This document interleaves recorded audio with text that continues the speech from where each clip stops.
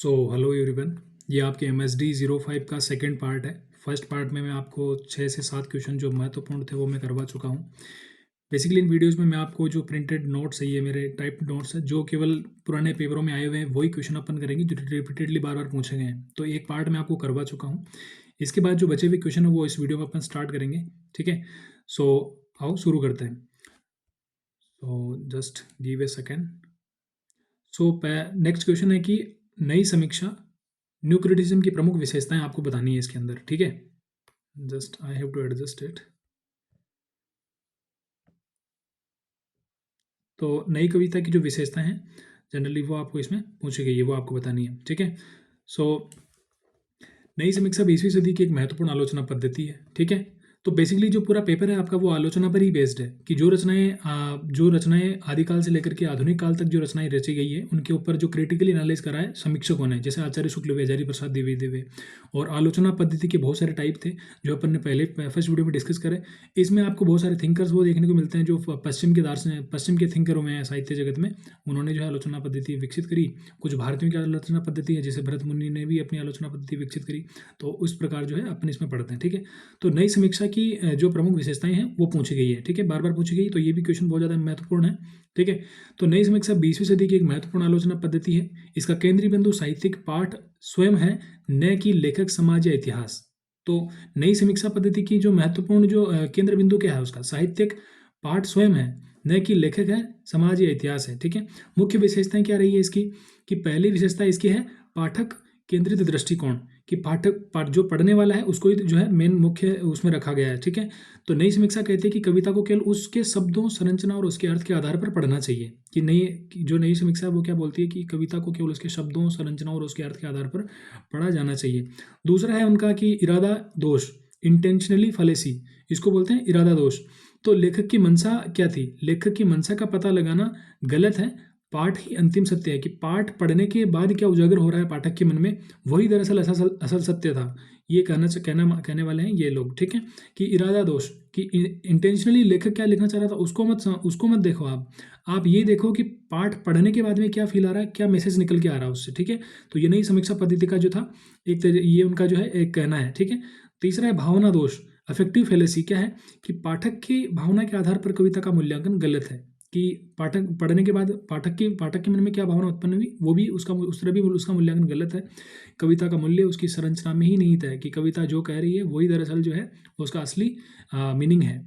ठीक है, चौथा इनका जो रहा है वो है निकट पाठन, क्लोज रीडिंग भी जो है इनका एक नई समीक्षा का एक तरीका है कविता को जज करने का। कविता को शब्द शब्द, वाक्य वाक्य पढ़कर उसके भीतर छिपे अर्थ को खोजा जाता है। ठीक है, इसमें कविता ही जो है मेन इसमें केंद्र बिंदु में आती है, कि कविता जिस शब्द के साथ, जिस भावना के साथ लिखी गई है वो सब कुछ इसमें आता है। नेक्स्ट जो पॉइंट है इनका विडंबना, विरोधाभास और तनाव। तो नई समीक्षा काव्य में इन तत्वों को महत्वपूर्ण मानती है।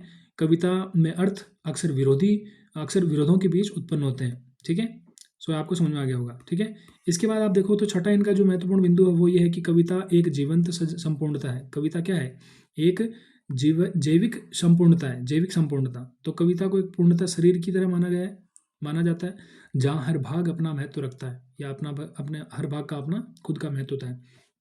तो नई समीक्षा की जो निष्कर्ष क्या निकलता है कि नई समीक्षा ने आलोचना को अत्यंत वैज्ञानिक और पाठ केंद्रित बनाया। ठीक है, सो ये नई समीक्षा के बारे में आपका क्वेश्चन हो गया। ठीक है, नाउ अब मनोविश्लेषणवाद के ऊपर भी बहुत बार क्वेश्चन पूछा गया कि मनोविश्लेषणवादी आलोचना की मूल स्थापनाओं पर विचार कीजिए। ठीक है, सो देखो इसकी PDF ना आपको मैं डिस्क्रिप्शन में लिंक दे दूंगा, वहाँ पे आप जो है जाके ज्वाइन कर लेना। @static मित्रा के टेलीग्राम पे आप लिखोगे सीधा तो वहाँ से ही आप ज्वाइन कर सकते हो। ठीक है, और आपको केवल वीडियोस को देखने सुनने क्या अर्थ निकल के आ रहा है ये आपको जाके कल वहाँ लिखना है। एक दो बार वीडियोस को देख लोगे रिपीटेडली तो आपकी चीज़ें दिमाग में फिट हो जाएंगी और आप कल तक इसको याद रख पाओगे और वहाँ जाके आप आराम से लिख दोगे चीज़ों को। ठीक है, सो 9th नंबर क्वेश्चन है कि मनोविश्लेषणवादी आलोचना की मूल स्थापनाओं पर विचार कीजिए कि मूल स्थापना क्या थी। तो मनोविश्लेषणवादी आलोचना का आधार सिगमंड फ्राइड के सिद्धांतों पर टिका हुआ है। इसका मूल उद्देश्य क्या था, साहित्य के पात्रों, घटनाओं और प्रतीकों के पीछे मनोवैज्ञानिक कारणों को समझना। ठीक है, साइकोलॉजिकल कारणों को समझना बेसिकली। ठीक है, मुख्य स्थापना में क्या रही थी, अवचेतन मन, कि अनकॉन्शियस माइंड या सबकॉन्शियस माइंड, इस तरह की जो इनके शब्द रहते हैं इनकी रचनाओं के अंदर। ठीक है, तो फ्राइड के अनुसार मनुष्य का अधिकांश व्यवहार अवचेतन मन से नियंत्रित होता है। मतलब जिस मन को वो नहीं जानता भीतर ही भीतर वो चीज़ें नियंत्रित होती है, ठीक है। सो साहित्य में पात्रों के व्यवहार और कवि की रचनाएं इसी अवचेतन मन से प्रभावित होती है, ठीक है। चेतन अवचेतन, है ना, ये मन आपने ये शायद पढ़े होंगे इनके बारे में। तो अगर मैं आपको सिंपल सीधी सीधी लाइन में बताऊं अगर एक चीज़ के बारे में, तो अवचेतन मन क्या है, जैसे कि एक पानी है, पानी भरा हुआ है समुद्र में ना, या फिर अटलांटिक का समुद्री क्षेत्र मान लो, जिसमें एक बर्फीला चट्टान है, ये बर्फीली पहाड़ जैसे कि है ना, तो बर्फ का छोटा सा टिप निकला हुआ है और बर्फ का बड़ा हिस्सा पानी के अंदर ही है यहाँ पे, है ना। तो बेसिकली क्या है, ये क्या लेखक कहता है कि आपको जो दिखता है वो आपका मन इतना सा ही आपको दिखता है, बट दरअसल आपका मन जो है बहुत बड़ा है। वो पानी की जो शिला डूबी रहती है पूरे जल में, पानी का जो बर्फ का जो पूरा वो डूबा रहता है, इतना बड़ा है आपका मन। तो आपकी चीज़ें वहाँ से निर्धारित होती है, नहीं कि यहाँ से। तो इंसान अपने दिमाग को ठीक से नहीं समझ सकता इन जनरल। कहने का मतलब ये है कि इतनी सारी चीज़ें आपके जीवन में डिपेंड करती है, ठीक है। सो मनोविश्लेषण इस तरह का है, मनोविश्लेषणवादी धारा इस तरह की अवचेतन मन की बात करती है वो, ठीक है। इसमें दमन की बात भी करते हैं वो, कि वो कहते हैं कि मनुष्य कई इच्छाओं को दबा देता है। ये दबी इच्छाएं साहित्य में प्रतीक, स्वप्न, रूपक या संकेत के रूप में प्रकट होती है, ठीक है। स्वप्न का सिद्धांत भी आपका मनोविश्लेषणवाद के अंदर आता है कि स्वप्न जैसी प्रक्रियाएं साहित्य में भी कार्य करती है। कविता और कथा अवचेतन इच्छाओं, कल्पनाओं की अभिव्यक्ति तो है, ठीक है। तो कल्पना से ही कविता बनती है, तो स्वप्न सिद्धांत वहीं से आता है इसके अंदर, ठीक है। नेक्स्ट आता है आपका प्रतीकवाद भी आपका जो है मनोविश्लेषणवाद की धारा से आता है। तो इसमें क्या चीज़ है कि मनोविश्लेषणवादी आलोचना प्रतीकों को अत्यंत महत्व देती है। प्रतीक दबी इच्छाओं का खुला रूप है। आसान सी बात है, ठीक है, अंडरस्टैंडिंग हो सकती है इसमें आ रही होगी आपको, ठीक है। नेक्स्ट पॉइंट है ओडिपस कॉम्प्लेक्स। कई बार नेट जार में इस तरह क्वेश्चन पूछते हैं कि ओडिपस कॉम्प्लेक्स किस विचारधारा से या किस विश्लेषणवाद से जुड़ा हुआ है ना, किस आलोचना से जुड़ा हुआ है, तो मनोविश्लेषणवाद से जुड़ा हुआ है, मनोविश्लेषणवाद से जुड़ा हुआ है, ठीक है। सो इसमें क्या लिखा गया है कि कुछ रचनाओं में पारिवारिक संघर्ष इसी सिद्धांत से समझे जाते हैं, ओडिपस कॉम्प्लेक्स से, ठीक है। रचनाकार का मनोविश्लेषण भी इसमें मैटर करता है कि इस आलोचना में कृति के माध्यम से लेखक के मनोविज्ञान का अध्ययन भी किया जा सकता है या किया जाता है, ठीक है। तो निष्कर्ष क्या निकला फिर इसका, मनोविश्लेषणवादी आलोचना साहित्य को मनोविज्ञान से जोड़ती है और गहरे अर्थों की खोज करके कृति को नई दृष्टि प्रदान करती है, ठीक है। आपको समझ में आ गया होगा क्या कहना चाह रहा है, इस पूरे प्रश्न का सार क्या है, ठीक है ना। इसके बाद में आता है अपने नेक्स्ट पार्ट वाले क्वेश्चन पे जो बार बार पूछा गया है। तो देखो मैथ्यू अर्नोल्ड का क्वेश्चन बहुत बार पूछा गया है, ठीक है। मैथ्यू अर्नोल्ड का क्वेश्चन बार बार पूछा गया है। कोलरिज की कल्पना के सिद्धांत की विवेचना की भी बहुत बार पूछा गया है। एक ड्राइन वाला क्वेश्चन आपका बार बार से आया हुआ है, ठीक है। ड्राइन की व्यवहारिक समीक्षा के सूत्र और तुलनात्मकता पर अपना मंतव्य प्रस्तुत कीजिए, ये क्वेश्चन बहुत बार पूछा गया है। अरस्तु का अनुकरण सिद्धांत तो कई बार पूछा गया है, बहुत बार पूछा गया, तो ये क्वेश्चन कुल मिला के ज़्यादा नहीं है, कम से कम आपके 5 से 6 ही जो इस तरह के विचारक हैं या विचार हैं उनके, जो आपको बार बार पूछ लेते हैं। तो अरस्तु के अनुकरण सिद्धांत पर प्रकाश डालते हुए उनकी शक्ति और सीमाओं का निरूपण कीजिए। तो सबसे पहले अपन अरस्तु के अनुकरण सिद्धांत पर ही प्रकाश डालेंगे या इसको देखेंगे अपन, है ना। So just give a second, I have to reach there, क्योंकि अरस्तु का जो इसका अनुकरण का सिद्धांत है ये काफ़ी बार पूछा गया है, ठीक है। ड्राइन वाला भी बहुत बार पूछा गया है, बट आपका अरस्तु वाला जो है काफ़ी ज़्यादा बार पूछा गया है, ठीक है। सो अरस्तु के अनुकरण सिद्धांत पर प्रकाश डालते हुए उसकी शक्ति और सीमा का निरूपण करिए। तो बेसिकली देखिए, अरस्तु का अनुकरण सिद्धांत यानी मिमिसिस थ्योरी, मिमिक करना जो है, मिमिक करना मतलब उसको कॉपी करना, विश्व साहित्य का सबसे पुराना और प्रभावशाली काव्य सिद्धांत है। उनका मानना है कि कविता, नाटक, कला सभी मनुष्य के अनुकरण यानी लिमिटेशंस मतलब इमिटेशंस मतलब कॉपी करना, है ना, अनुकरण करना पर आधारित है। लेकिन यह अनुकरण नकल नहीं है, सरल नकल नहीं, बल्कि वास्तविकता का सृजनात्मक पुनर्गठन है, कंस्ट्रक्टिव रिकंस्ट्रक्शन है बेसिकली, ठीक है, सृजनात्मक। सो इसमें क्या अनुकरण की अवधारणा क्या है बेसिकली, तो अनुकरण की अवधारणा अरस्तु के अनुसार मनुष्य मूलतः स्वभावतः अनुकरणशील है। एक छोटा बच्चा वही करता है जो उसके माँ बाप करते हैं बेसिकली, है ना, वही वैसी ही आदतें विकसित हो जाती है उस बच्चे के अंदर भी जो उसके माता पिता में है, तो ये अनुकरण ही तो हो रहा है ना। तो अरस्तु ने यही कहा है कि मनुष्य स्वभावतः अनुकरणशील है। कला में अनुकरण का अर्थ है जीवन की घटनाओं का कलात्मक पुनर्संयोजन, ठीक है। कवि वास्तविकता की नकल नहीं करता, बल्कि उसे बेहतर और सुंदर रूप में प्रस्तुत करने का प्रयास करता है। अनुकरण के 3 स्तर हैं। अनुकरण के कितने स्तर हैं? अनुकरण के 3 स्तर हैं। पहला स्तर यह है कि कौन सी वस्तु का अनुकरण किया जा रहा है, किस माध्यम से अनुकरण किया जा रहा है और किस प्रकार से अनुकरण किया जा रहा है। तो वस्तु, माध्यम और प्रकार, यही जो है अनुकरण के 3 मुख्य स्तर है। अनुकरण का उद्देश्य क्या है? अनुकरण का उद्देश्य क्या है? तो अरस्तु ने कहा कि कला का उद्देश्य शिक्षा देना नहीं, बल्कि भावनाओं का परिशोधन यानी कैथारसिस करना है, ठीक है। त्रासदी के माध्यम से भय और करुणा जैसे भाव शुद्ध होकर मन को शांत करते हैं, ठीक है। अंडरस्टैंडेबल है ये चीज़ नाउ। इसके बाद में अरस्तु के अनुकरण सिद्धांत की शक्तियाँ। तो अरस्तु का जो अनुकरण का सिद्धांत था उसकी क्या जो है शक्तियाँ रही है, तो इसकी कला को वैज्ञानिक आधार प्रदान किया इन्होंने। तो अरस्तु ने काव्य शास्त्र को विज्ञान की तरह नियमों में बांधा। ठीक है, इन्होंने रचनात्मकता को महत्व दिया। ठीक है, रचनात्मकता को इन्होंने महत्व दिया। उन्होंने स्पष्ट किया कि अनुकरण का अर्थ यांत्रिक नकल नहीं है, कवि वास्तविकता को उच्चतर रूप देता है बेसिकली, है ना। कवि समाज से इतर कुछ भी नहीं लिखता, समाज के अंदर जो चीज़ें हो रही होती है उनको एक अलग ढंग से जो है स्पष्ट करने का प्रयास करता है, इतना ही मात्र वो करता है। ठीक है, उसके बाद आता है चरित्र चित्रण और कथानक भी जो है इसमें दिखता है आपको, ये इसकी शक्ति है अरस्तु के अनुकरण सिद्धांत की, कि अरस्तु के नाटक को कथानक प्रधान माना और चरित्र भाषा विचार आदि पर स्पष्ट सिद्धांत दिए। कैथार्सिस सिद्धांत क्या है अनुकरण सिद्धांत के अंदर, ठीक है, तो यह है उनका सबसे मौलिक योगदान है जिसमें नाटक को मनोवैज्ञानिक महत्व दिया गया है। अब ये तो उनकी शक्तियाँ हो गई।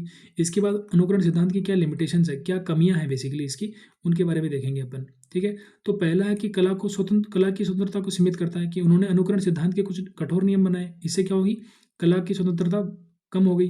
कला को केवल वास्तविकता से जोड़े रखने से रचनात्मकता स्वयं कम हो जाती है। ठीक है, कल्पना और प्रतीकवाद की उपेक्षा उन्होंने करी है, कि कल्पना और प्रतीकवाद की उन्होंने उपेक्षा करी है। रोमांटिक कवि माने हैं कि कला का स्रोत कल्पना है, न कि अनुकरण। मतलब रोमांटिक कवियों को क्या चाहिए कि ऐसी फैंटेसीज चाहिए जिसमें मतलब आपको आस्वादन मिले, एक एक एक बहुत ही अच्छा अनुभव हो, है ना, लाइट करने वाला अनुभव हो। तो रोमांटिक कवि ये मानते हैं कि कला तो कविता बेसिकली क्या है, या कला बेसिकली क्या है, कल्पना ही है, अनुकरण नहीं है ना, तो वो इस तरह बोलते हैं। ठीक है, इसके बाद इसमें यह भी है इनकी लिमिटेशंस की आधुनिक साहित्य पर पूरी तरह लागू नहीं होता है। आधुनिक साहित्य पर ये जो है इनका अनुकरण सिद्धांत जो अरस्तु का वो पूरी तरह लागू नहीं होता है। तो बेसिकली क्या है फिर ये, तो इसमें क्या है, जैसे कि अमूर्त आधुनिक सिद्धांत में क्या प्रतीक, अमूर्त कला, अति यथार्थवाद आदि ये अरस्तु के सिद्धांत में फिट नहीं बैठते हैं। ठीक है, अति यथार्थवाद, अमूर्त कला और प्रतीक जो अरस्तु के सिद्धांत में फिट नहीं बैठते हैं। तो निष्कर्ष क्या बोल सकते हैं फिर अरस्तु के अनुकरण सिद्धांत के बारे में, कि अरस्तु का अनुकरण सिद्धांत कला और साहित्य की पहली मनोवैज्ञानिक व्याख्या है। यद्यपि आधुनिक दृष्टि से इसकी कुछ सीमाएं हैं, लेकिन इसकी शक्ति यह है कि यह साहित्य को जीवन से जोड़ता है और उसकी संरचना को स्पष्ट करता है। इसलिए यह सिद्धांत आज भी साहित्यिक अध्ययन की आधारशिला है, साहित्यिक अध्ययन की आधारशिला माना जाता है। तो ये अरस्तु का अनुकरण सिद्धांत भी आपका यहाँ पे कंप्लीट होता है। ठीक है, इसके बाद अपन जो है एक क्वेश्चन है कोलरिज का, उसको देखेंगे। ये पहले ड्राइन वाले को देख लेते हैं। तो ड्राइन की व्यवहारिक समीक्षा के सूत्र एवं तुलनात्मकता का अपना मंतव्य प्रस्तुत कीजिए, कि ड्राइन की अपनी व्यवहारिक समीक्षा के सूत्र और तुलनात्मकता पर अपना जो है आपको अपना मंतव्य देना है। तो बेसिकली जॉन ड्राइन कौन है, ये एक अंग्रेजी साहित्य के प्रमुख आलोचकों में से एक है। ठीक है, अंग्रेजी साहित्य के प्रमुख आलोचकों में से एक है। उनकी आलोचना को व्यवहारिक यानी प्रैक्टिकल क्रिटिसिज्म भी कहा जाता है। उनकी आलोचना को एक प्रैक्टिकल क्रिटिसिज्म बोलते हैं, क्योंकि वे साहित्य सिद्धांत गढ़ने के बजाय रचनाओं का प्रत्यक्ष मूल्यांकन करते हैं। उनका उद्देश्य साहित्य को स्पष्ट, सरल और उपयोगी रूप में समझाना है। ठीक है, आ रही बात समझ में, बिल्कुल सिंपल चीज़ें सिंपल लाइन में लिखी हुई आपको समझ में आ रहा होगा। ठीक है, इसके बाद व्यवहारिक समीक्षा क्यों बोलते हैं, व्यवहारिक समीक्षा के सूत्र क्या है इनके सूत्र है कि ड्राइन की आलोचना कुछ मूल सूत्रों पर की जा सकती है ना। ड्राइन की आलोचना कुछ मूल सूत्रों पर आधारित है, कि वो जो अपनी समीक्षा करते हैं वो किन किन चीज़ों के आधार पर करते हैं, कि वो बोलते हैं कि अनुभव पर आधारित मूल्यांकन है। ठीक है, तो ड्राइन का मानना है कि आलोचना पुस्तक ज्ञान या सिद्धांतों से नहीं बल्कि साहित्य के प्रत्यक्ष अनुभव से उत्पन्न होती है। आगे बात समझ में। दूसरा वो बोलते हैं कि कविता का उद्देश्य आनंद और उपयोगिता है, कि कविता का उद्देश्य क्या है, आनंद भी उससे प्राप्त हो जाए और उसका कोई मीनिंग भी हो, उसका जीवन में कोई अर्थ भी हो। तो उस तरह ड्राइन जो है बोलते हैं। ड्राइन कहते हैं कि ड्राइन ने होरेस के सिद्धांत को आगे बढ़ाते हुए कहा कि कविता का कार्य आनंद देना और शिक्षा देना दोनों ही है। ठीक है, तो यही तो व्यवहारिकता है ना, कि अपन कविता क्यों पढ़ते हैं। कविता अपन इसलिए पढ़ते हैं कि अपन मोटिवेट भी हो जाएं और अपने को अच्छा भी लगे, है ना, उससे कोई नया इंसाइट्स भी अपने अंदर पैदा हो, तो इसलिए कविता पढ़ते हैं। तो इस प्रकार ड्राइन का सिद्धांत बहुत ही व्यवहारिक सिद्धांत है। ठीक है, इसके लिए सीमाएं भी है, बट पहले इसकी अच्छाइयाँ क्या वो उसके बारे में देख रहे हैं। सरलता और स्पष्टता भी उनकी आलोचना में एक हिस्सा बन करके आती है, कि उनके अनुसार भाषा सरल, प्रभावपूर्ण और संप्रेषणीय होनी चाहिए। मतलब उनके अनुसार ये है कि कविता का मतलब ये नहीं कि आप कुछ ऐसी चमत्कृत करने वाली रचनाएं लिख दोगे जिससे कि पढ़ने वालों को एक बार के आश्चर्य की अनुभूति तो हो, बट उससे अर्थ क्या निकलेगा, उसके जीवन में क्या वैल्यू एडिशन होगा, उससे कोई मतलब नहीं। तो इस तरह का नहीं, वो कहते हैं कि सरलता और स्पष्टता आपकी रचना में होनी चाहिए ताकि लोग उसका आस्वादन कर सकें और उसको अपने जीवन में इस्तेमाल भी कर सके। ठीक है, तो उनका एक नेक्स्ट जो मापदंड है वो है कि नियमों का लचीला प्रयोग भी होना चाहिए उनकी मतलब रचनाओं के अंदर। तो वो अरस्तु के नियमों का सम्मान करते हैं, परंतु कवि को पूर्ण स्वतंत्रता देने के समर्थक है। मॉडर्न थिंकर है, ऑब्वियस बात है, तो स्वतंत्रता का मूल्य बहुत ज़्यादा है। अंग्रेज युग तो वहाँ पे आप देखते हैं पश्चिम का मूल्य स्वतंत्रता पर ही टिका है। ठीक है, तो कवि की स्वतंत्रता देने के वो समर्थक है। अरस्तु तो बहुत पुराने हैं, तो ऑब्वियस बात उनके जो वैल्यूज रहेंगे वो थोड़े से पुराने ओल्ड टाइप के रहेंगे, बट फिर भी yes, they are still relevant. So नाट्य सिद्धांत भी उनकी आलोचना का एक मुख्य बिंदु बनकर आता है। तो ड्राइन ने क्या था, ड्राइन ने कहा कि त्रासदी और कॉमेडी दोनों को समान महत्व दिया। उन्होंने फ्रेंच और अंग्रेजी नाटक की तुलना करके अपने विचार प्रस्तुत किए। तो अब ड्राइन की ये तो होगी व्यवहारिक समीक्षा की पॉजिटिव पॉइंट। उनकी आलोचना क्या है फिर, तुलना, ड्राइन की तुलनात्मक आलोचना। ठीक है, उनकी आलोचना कंपेरेटिव क्रिटिसिज्म क्या है फिर, है ना। तो ड्राइन पहली बार तुलनात्मक समीक्षा की विधि साहित्य में लेके आए, है ना। इन्होंने एक साहित्य को दूसरे साहित्य के साथ तुलना करके इन्होंने लिखना स्टार्ट किया है। उसके बारे में तुलना इन्होंने स्टार्ट करना शुरू किया कि दोनों तरफ से जो है चीज़ें समझ में आए। उन्होंने शेक्सपियर, बेन जॉनसन और अन्य कवियों की तुलना करके विशेषताओं को उजागर किया। फ्रेंच, लैटिन और अंग्रेजी साहित्य का तुलनात्मक विश्लेषण भी उन्होंने किया। उनकी तुलना की तीन मुख्य बिंदु हैं, तीन मुख्य पहलू हैं। कौन कौन से हैं कि तथ्य आधारित विश्लेषण उन्होंने किया, निष्पक्ष दृष्टि रखी तुलना करते समय, और स्रोतों और प्रभावों की पहचान भी उन्होंने की। ठीक है, उनकी आलोचना की कुछ प्रमुख विशेषताएं भी हैं, जैसे कि व्यवहारिकता, जैसा कि इसकी पूरी बात, इनका पूरे प्रश्न में यही चीज़ है। ठीक है, और सरल भाषा होनी चाहिए, संतुलित निर्णय भी होना चाहिए। तो ये उनकी आलोचना की प्रमुख विशेषताएं रही। कलाकारों के प्रति सम्मान की दृष्टि भी जो है उनके यहाँ दिखती है। ठीक है, तो अब उनकी आलोचना की सीमाएं क्या है, देखो कभी कभी क्या है कि वो अपनी व्यक्तिगत राय ज़्यादा देते हैं। ठीक है, समझदार आदमी दूसरों को ना बेवकूफ़ लगता है बहुत बार। तो बेसिकली ड्राइन एक अच्छे व्यक्तित्व वाले इंसान थे, तो वो अपनी राय भी दे देते थे लोगों को। तो बेसिकली ये इनकी सीमा भी बन के आती है फिर। ठीक है, उनके निर्णय तत्कालीन साहित्य मानकों पर आधारित थे। बिल्कुल ठीक है, तो तत्कालीन जो उस टाइम के साहित्य लिखा जा रहा था उसके अनुसार इन्होंने अपनी आलोचना को जो है लोगों के सामने रख दिया। तो वो भी इनका एक निर्णय, एक जो है उनकी लिमिटेशन बन के आता है। बट स्टिल भी फिर भी वो बहुत ज़्यादा अच्छे रेलेवेंसी रखते हैं आज भी। तो ड्राइन की आलोचना का सार ये कि साहित्य को जीवन की कसौटी पर परखा जाना चाहिए।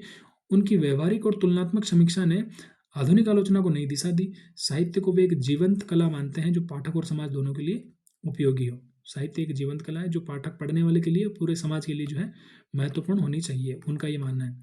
तो ड्राइन के ऊपर कोई भी क्वेश्चन आएगा आप इस तरह यहाँ से इसको कर लोगे, था ना। ठीक है, ड्राइन के ऊपर किसी भी प्रकार का क्वेश्चन आता है तो आपको यहाँ से सारी की सारी जो डिटेल यहाँ से मिल जाएगी। ठीक है, तो आप यहाँ से उसको कर सकते हैं। नाउ इसके बाद कोलरिज का प्रश्न भी बार बार आया है। देखो मैंने वही प्रश्न इंक्लूड किए जो बार बार से क्वेश्चन में एग्जाम में पूछे गए। अपन जितने क्वेश्चन है आपको करने 5 प्रश्न ही, बट फिर भी मैं आपको 8 से 10 क्वेश्चन का मटेरियल दे रहा हूँ। इसका मेन रीज़न ये है कि क्वेश्चन कहीं से भी आए, आप प्रश्न को या पूरे पेपर को हल करने की स्थिति में आ जाए।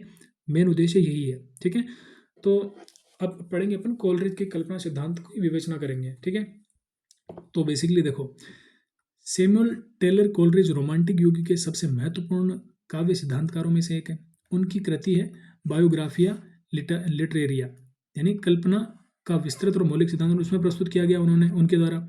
कोलरिज ने कल्पना और मानव मन की सृजनशील शक्ति कोलरिज ने कल्पना को मानव मन की सृजनशील शक्ति माना। इसे दो मुख्य रूपों में विभाजित किया, प्राइमरी एंड सेकेंडरी। ठीक है, सो प्राथमिक कल्पना क्या रही है उनकी, तो प्राथमिक कल्पना के बारे में पढ़ेंगे। तो कोलरिज के अनुसार प्राथमिक कल्पना मनुष्य की मूलभूत मानसिक शक्ति है। यह संसार को देखने, समझने, अनुभव करने की स्वाभाविक क्षमता है। यह ईश्वर की सृजन शक्ति का मानव मन में प्रतिबिंब है। यह अवचेतन रूप से काम करती है।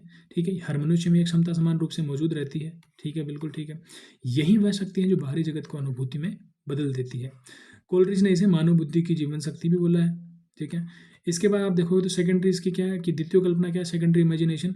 वो ये है कि द्वितीय कल्पना में कवि विशेष रूप से द्वितीय कल्पना जो है कवि के मन में विशेष रूप से विकसित होती है। यह चेतन, सृजनात्मक और कलात्मक होती है। ठीक है, यह प्राथमिक कल्पना का ही उच्चतर रूप है। प्राथमिक कल्पना का उच्चतर रूप है जो वस्तुओं को नए रूप, नए अर्थ और नई संरचना प्रदान करती है। तीसरा है कि यह वास्तविक और रचनात्मक परिवर्तन करके कविता और कला का निर्माण करती है। ठीक है, तो ये रचनात्मक परिवर्तन करके जो कविता और कला का निर्माण भी करती है। ठीक है, नाउ इसके बाद इस शक्ति से कवि साधारण वस्तु में सौंदर्य, रहस्य और प्रतीकात्मकता को जोड़ देता है। कोलरिज कहते हैं कि द्वितीय कल्पना और पुनर्संयोजन यानी सेकेंडरी इमेजिनेशन, जिसमें डिसोल्यूशन एंड रिकॉम्पोजिशन की प्रक्रिया द्वारा नया सौंदर्य उत्पन्न करती है। ठीक है, सेकेंडरी इमेजिनेशन के बारे में बोल रहे हैं, ठीक है। मतलब प्राइमरी इमेजिनेशन सभी के अंदर पाई जाती है और सेकेंडरी इमेजिनेशन कभी अपने अपने मतलब अपने खुद से जनरेट करता है या फिर अपने खुद से खुद के मतलब कार्यों से वो जो है उसको बढ़ा सकता है, ठीक है। तीसरा है कल्पना शक्ति यानी फैलेसी, काल्पनिक शक्ति यानी फैलेसी नहीं फैंसी, ठीक है। कोलरिज ने कल्पना और फैंसी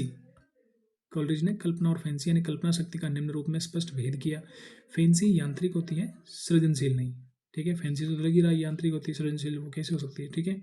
यह केवल उपलब्ध तत्वों को जोड़ने घटाने का कार्य करती है, इसमें मौलिकता नहीं होती है। तो कोलरिज का मौलिक योगदान क्या रहा है? कोलरिज का मौलिक योगदान है उन्होंने कल्पना को दार्शनिक और मनोवैज्ञानिक आधार दिया, ठीक है। उनके सिद्धांतों में रोमांटिक काव्य की नींव को मजबूत किया है कोलरिज ने, ठीक है। उन्होंने स्पष्ट किया कि कविता केवल भावनात्मक अभिव्यक्ति नहीं बल्कि उच्च बौद्धिक और आध्यात्मिक गतिविधि है। निष्कर्ष क्या कह सकते हैं कि कोलरिज का कल्पना सिद्धांत, ठीक है, कोलरिज का कल्पना सिद्धांत कविता की सृजन प्रक्रिया को समझने का एक अत्यंत प्रभावी माध्यम है। उन्होंने कल्पना को न केवल मानसिक बल्कि मानव आत्मा की रचना ऊर्जा का परिणाम माना। यही कारण है कि उनका सिद्धांत दुनिया के श्रेष्ठ काव्य सिद्धांतों में गिना जाता है। तो कोलरिज के ऊपर कोई भी क्वेश्चन आएगा तो आप डेफिनेटली यहाँ से कर लोगे। कोलरिज के बारे में जो जो मुख्य बिंदु है मैंने आपको पॉइंट वाइज फॉर्मेट में सारा का सारा बता दिया है, ठीक है। इसके बाद नेक्स्ट क्वेश्चन पे मूव करेंगे अपन। तो देखिए मैथ्यू अर्नोल्ड के बारे में शायद मैंने पहले लेक्चर में आपको बता दिया है, ठीक है। मैथ्यू अर्नोल्ड के बारे में आपको एक बार पढ़ा चुका हूँ, ठीक है। फिर भी इसका इंट्रोडक्शन एंड निष्कर्ष देख लेते हैं तो आप क्या था कि आपको थोड़ा सा इसमें याद आ जाएगा। फर्स्ट लेक्चर में आपको इसको देख लीजिएगा और इसको आप पीडीएफ से रीड भी कर लीजिएगा एक बार, क्योंकि मैथ्यू अर्नोल्ड भी काफ़ी बार पूछे गए हैं, ठीक है। तो मैथ्यू अर्नोल्ड 19वीं सदी के प्रमुख अंग्रेजी आलोचक और कवि थे। उन्होंने कविता को अत्यंत गंभीर और नैतिक शक्ति के रूप में देखा था। अर्नोल्ड ने काव्य को न केवल सौंदर्य का माध्यम माना बल्कि मनुष्य और समाज को सही दिशा देने वाली सांस्कृतिक उपकरण भी बताया। उनकी काव्य संबंधी मान्यताएं उनके निबंधों the study of poetry and preface to poems आदि में स्पष्ट रूप से व्यक्त होता है, ठीक है। तो उनका कविता का उच्च उद्देश्य क्या है? जीवन की आलोचना, ठीक है। ये मैथ्यू अर्नोल्ड का जो है कथन है। तो इस प्रकार मैंने आपको ये पहले बता दिया है इसके बारे में। मैथ्यू अर्नोल्ड को मैंने फर्स्ट लेक्चर में आपको कवर कर दिया, टचस्टोन विधि वगैरह वगैरह सब देखा अपन ने। तो नैतिक और सांस्कृतिक उत्कर्ष का माध्यम मानते हैं ये कविता को बेसिकली, ठीक है। इसके बाद अपन मूव करते हैं। तो just give a second, I think अपन इधर से कवर कर चुके हैं सारा का सारा, ठीक है। इसके बाद आपका जो 10वां क्वेश्चन आता है जो आपको करना ही करना पड़ता है ना, वो बेसिकली एक अनिवार्य क्वेश्चन है जो आपको इस पेपर में करना पड़ेगा। इसमें खंड ख मतलब 2 पार्ट होते हैं आपके इस पेपर में, जिसमें आपका पहला पार्ट और सेकंड पार्ट 2 आते हैं। तो दोनों पार्ट से आपको 2-2 क्वेश्चन करने हैं, बाकी एक क्वेश्चन आपको किसी भी पार्ट से करना है। और 10वां क्वेश्चन आई थिंक वो जो आपका है वो अनिवार्य क्वेश्चन है जो आपको करना है, ठीक है। 10th क्वेश्चन के अंदर आपको जो देखने को मिलेंगी इस तरह की चीज़ें देखने को मिलेंगी, जिसमें 4 ऑप्शन आपके पास में होंगे, है ना। Just give me second, I am showing you. तो इस तरह आपको 4-5 देखने को मिलेंगे, जिसमें आपको किन्हीं 2 पर टिप्पणी करनी है। तो प्रतीकवाद और यथार्थवाद बहुत बार पूछा गया है। प्रतीकवाद और यथार्थवाद बहुत बार पूछा गया है। तो आपको बिंबवाद बार बार नहीं पूछा गया तो ये पूछ सकते हैं। अस्तित्ववाद भी यहाँ से पूछ सकते हैं। छायावादी आलोचना ये भी पूछी गई 2-3 बार। यथार्थवाद 2 बार पूछा गया है। प्रतीकवाद भी 2-3 बार पूछा गया है। तो ये काफ़ी महत्वपूर्ण है, तो आपको याद रखना है। इनके आसपास में ही आपको लिखना है। ये सारी इतनी ही विचारधाराएं हैं ऑलमोस्ट आपके पूरे आलोचना की जगत में। तो इनको आप पढ़ लीजिए, है ना। मैं आपको 1-2 पढ़ा देता हूँ इसमें, बाकी आप पीडीएफ से रीड कर लेना, आपको समझ में आ जाएगी क्या किस तरह चीज़ें आपको लिखनी है, ठीक है। सो आइए शुरू करते हैं। तो प्रतीकवाद पर अपन जब नज़र डालेंगे तो देखिए, प्रतीकवाद साहित्य और कला की वह शैली है जिसमें कवि या लेखक सीधे अर्थ न देकर किसी वस्तु घटना भाव या विचारों को प्रतीकों के माध्यम से व्यक्त करता है, ठीक है। प्रतीक के द्वारा साधारण शब्द गहरे अर्थ और व्यापक अनुभूति ले लेते हैं। प्रतीक 19वीं सदी के फ्रांसीसी कवियों जैसे बोदलेयर, मोरियास, मरलाम के साथ आरंभ हुआ, परंतु विश्व साहित्य में एक व्यापक काव्यधारा बन गया, ठीक है। प्रतीकवाद का मूल सिद्धांत यह है कि संसार की हर वस्तु बाहरी रूप से अधिक अपने भीतरी भावात्मक अर्थ के कारण महत्वपूर्ण होती है। कवि प्रत्यक्ष वर्णन के स्थान पर ऐसे संकेतों का प्रयोग करता है जो पाठक में कल्पना और व्यंजना को जागृत करे। उदाहरण के लिए चंद्रमा सौंदर्य, शांति या विषाद का प्रतीक बन सकता है और दीपक आशा, अंधकार, ज्ञान या निराशा का प्रतीक बन सकता है। तो प्रतीकवाद में संगीतात्मकता, रहस्यात्मकता और ध्वन्यात्मक सौंदर्य का विशेष महत्व मिलता है। शब्द केवल अर्थ नहीं बताते बल्कि एक विशेष वातावरण और संवेदना उत्पन्न करते हैं। यही विशेषता छायावादी साहित्य में भी दिखाई देती है, विशेषतः प्रसाद पंत और महादेवी के काव्य में, जहाँ प्रतीक आत्मा की गूढ़ अनुभूतियों को व्यक्त करते हैं। तो प्रतीकवाद आपने कई बार इसको पढ़ा भी होगा, आपको समझ में आ जाएगा, कोई बड़ी चीज़ नहीं, इसके बारे में लिखना है आपको। जो भी प्रतीकवाद के बारे में पता है आपको, वो सारा सारा का सारा आप इसमें लिख दोगे, ठीक है। साहित्य में प्रतीकवाद का महत्व इसलिए बढ़ा क्योंकि ये भावों को सूक्ष्म, गहन और बहुस्तरीय रूप में व्यक्त करता है। यह पाठक को अर्थ खोजने की प्रक्रिया में सक्रिय बनाता है। सीधे शब्दों का प्रभाव सीमित हो सकता है, परंतु प्रतीक अंतहीन अर्थ क्षेत्र को खोल देता है, ठीक है। समझ में आ गई मेरी बात। नाउ निष्कर्ष क्या है कि प्रतीकवाद आधुनिक कविता की एक महत्वपूर्ण तकनीक है। क्या है ये महत्वपूर्ण तकनीक? जो अनुभव के गूढ़ और अव्यक्त पक्षों को सौंदर्यपूर्ण संकेतों के माध्यम से प्रकट करती है। तो इस तरह जो आपका प्रतीकवाद यहाँ पे खत्म होता है। यथार्थवाद भी आपका रियलिज्म, आपका साहित्य की वह प्रवृत्ति जिसमें जीवन, समाज और मनुष्य को जैसा वह वस्तु है बिना आदर्शीकरण, अलंकार और कल्पना के प्रस्तुत किया जाता है। यथार्थवाद में आपको जैसा चीज़ें जमीन पे है, असल जीवन में है, वैसी आपको यथार्थवाद में है चीज़ें बताई जाती है लेखकों के द्वारा, तो वो चीज़ है इसमें। इसका उदय 19वीं शताब्दी में फ्रांसीसी और रूसी साहित्य के साथ हुआ, जहाँ लेखकों ने समाज के वास्तविक संघर्ष, वर्ग विरोध, गरीबी और मानवीय समस्याओं को रचना का केंद्र बनाया। तो इसका प्रमुख उद्देश्य क्या है? प्रमुख उद्देश्य जीवन के सत्यों को उसके वास्तविक रूप में दिखाना।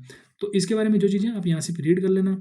अस्तित्ववाद की बात करें तो एग्जिस्टेंशियलिज्म, सार्थ का अस्तित्ववाद, ये सार्थ ने दिया था, ये सिद्धांत किसने दिया था? सार्थ एक फ्रांसीसी एक लेखक हुए है ना, उन्होंने अस्तित्ववाद की धारणा दी थी सबसे पहले। तो अस्तित्ववाद 20वीं सदी की एक दार्शनिक और साहित्यिक विचारधारा जिसमें मनुष्य के व्यक्तिगत अस्तित्व, स्वतंत्रता, भय, अकेलेपन और जीवन के अर्थ की खोज को केंद्र में रखा जाता है। इसके मुख्य प्रवर्तक George Paul Sartre, Camus, Heidegger आदि थे, ठीक है। तो बेसिकली आधुनिक जगत में जब शुरू में जब औद्योगिकरण बढ़ने लगा था, तो सबसे पहले इंडिविजुअल व्यक्ति को बहुत ज़्यादा खतरा महसूस होने लगा था। जैसा कि आप हिटलर के इस केस में देखते हो कि उन्होंने जो है गैस चैम्बर्स के अंदर लोगों को हत्या करना प्रारंभ किया था। तो यूरोप में ये धारा जन्म लेती है कि एक व्यक्ति अपने जीवन या खुद के अस्तित्व पर ही जो खतरा मंडरा रहा है, उस पर जो है विचार करने की प्रयास कर रहा है कि मेरे अस्तित्व का क्या होगा ऐसा। तो अस्तित्ववाद का मूल विचार है कि मनुष्य पहले अस्तित्व में आता है, फिर अपने कर्मों से अपना सहारा एसेंस बनाता है। अर्थात मनुष्य जैसा है वह अपनी पसंद, निर्णय और कार्यों का परिणाम है। तो ये है बेसिकली अस्तित्ववाद। इसमें कुछ जैसे लाइन्स है जैसे कि मैं कौन हूँ, है ना, जीवन का क्या अर्थ है, मैं स्वतंत्र हूँ पर किस दिशा में जाऊँ आदि का उत्तर जो है व्यक्ति खोजता है ना। अस्तित्ववादी साहित्य में पात्र अक्सर निर्णय संकट, नैतिक उलझनों और अर्थहीनता के अनुभव से गुजरते हैं। तो ये अस्तित्ववाद का सार है। इसके बाद छायावादी आलोचना के बारे में आपने पढ़ा। इसमें भाव प्रधानता, आत्मानुभूति, प्रतीकवाद, प्रकृति संवेग और व्यक्तिवाद आदि आदि इसमें आते हैं, ठीक है। बिंबवाद भी महत्वपूर्ण है। तो बिंबवाद में आप देखोगे तो बिंबवाद साहित्य की वह काव्य धारा है जिसमें कविता का प्रमुख आधार बिंब या इमेज माना जाता है। बिंब वह शब्द चित्र जो पाठक के मन में किसी दृश्य, वस्तु, भावना, अनुभव की स्पष्ट, तीव्र और सजीव छवि उत्पन्न कर देता है। बिंबवाद का उदय 20वीं शताब्दी की शुरुआत में अंग्रेजी काव्य में हुआ, जिसमें प्रमुख प्रवर्तक Ezra Pound, Amy Lowell, T Hulme को माना जाता है। उन्होंने काव्य को अनावश्यक शब्दों, अलंकारों और भावुकता से मुक्त कर उसे बिल्कुल स्पष्ट, संक्षिप्त और चित्रात्मक बनाने का प्रयास किया, ठीक है। सो इस तरह आपका जो है पूरा लेक्चर कंप्लीट होता है। इसके बाद कुछ जैसे कि आपका ये भी बहुत बार पूछा गया है, लॉन्जाइनस को एक बार मैंने बता दिया है ना, ऊपर के जो बड़े बड़े क्वेश्चन उनके अंदर लॉन्जाइनस को कवर कर दिया है। पाश्चात्य काव्य में सिद्धांत में वक्रोक्ति क्या है, इसके बारे में जिक्र हो चुका है बड़े बड़े लंबे क्वेश्चन में। नवजागरण काल में चेतना और काव्य प्रयोजन किस तरह का है, तो आप इसको खुद से रीड कर लेना, बहुत ही ईजी लैंग्वेज में लिखा हुआ है, यहाँ से आप इसको कवर कर सकते हो, ठीक है। So I hope you all the best. आप इस पीडीएफ को जो क्वेश्चन मैंने नहीं करवाए इनको आप जिम्मेदारी के साथ कर लेना, ताकि कल को कोई क्वेश्चन आए तो इसमें से रहे नहीं, ठीक है। सो मेरी तरफ से ऑल द बेस्ट आपको। और जो है आपको एफर्ट ठीक लग रहा है तो चैनल को सब्सक्राइब कर लीजिए, है ना, लाइक शेयर जो भी करना आपको कर दीजिए। बट इस पीडीएफ को जरूर से रीड कर लीजिएगा। इसको एक्सेस करने के लिए आपको जो है स्टैटिक मित्रा @स्टैटिक मित्रा जब आप सर्च करोगे, है ना, टेलीग्राम पे स्टैटिक मित्रा, लिंक भी मैंने डिस्क्रिप्शन दे दिया है, वैसे भी वहाँ पे मैं दे दूंगा, तो वहाँ से आप इसको एक्सेस कर लेना। And I hope you all the best and thank you so much for watching till then जय हिंद।